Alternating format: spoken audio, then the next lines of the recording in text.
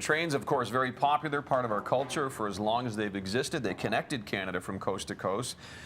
Oh, wow. One of the earliest modes of transportation, also a bit of a romantic fixture. Today, model train enthusiast Monty Schnieder is here with us to discuss why trains are so popular. Monty is a hardcore train enthusiast. Your basement is filled, is that right? That's right. Your basement's full of trains and train things. Okay, so let's step way back to when you first got going. And you probably just got some basic tracks and some basic cars, right? And I'm going to show off one of the cars as you talk about it. This blue one you're saying is right out of the box, right? Yeah, that's right. Okay, and so this is something I could get at a store? At the hobby stores in town, yeah. A hobby store, okay. And the red one's a little bit different. You have, I don't know what you did to it, but you were saying that you've weathered it. That's right. I would have, with this chalks and different things and a little bit of black paint. The other cars also have been weathered. With my layout now, most everything before it goes on, I weather it at some level to give it some aging to make it look like it's right now, what you see when you look out on 9th Avenue. Yeah, when the cars go rolling by. Of course, we need engines to pull these cars, and you've been kind enough to bring in a couple of examples of engines this morning. Some have the casings on top, and some are showing the motors. And are the motors, they must be pretty powerful. They're pretty powerful. I mean, this one is just a standard analog DC. There are some now that are digital command control. Oh, really? And they can actually make them do all kinds of wonderful things. I'm still back here. I'm not quite to that point. You're old school. I'm old school. There you go. You're old school. I'm old school still at that point. But this little fella actually is DCC, so it's got a digital command control, little chip in it, and you can control the speed and different things with it. It's just, I love the look of it, so I bought it. It looks really cool. It's a cute little thing. You can control speeds, or do all kinds of things like that. If it has lights and sound, you could control that and make it do the whole thing. Yeah, I don't have that, but others do. Others do. Okay. Yeah. One things that you do have is you have kind of like models.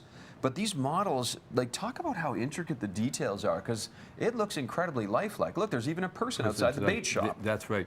This particular one is a craftsman. I didn't build it. I want it. I'd love to be able to have that skill set. But it's the detail on the shingles, etc., are all awesome, hand done with stuff, and then all that is as a craftsman. It's actually got lights inside it. So it can light up and stuff. Very cool.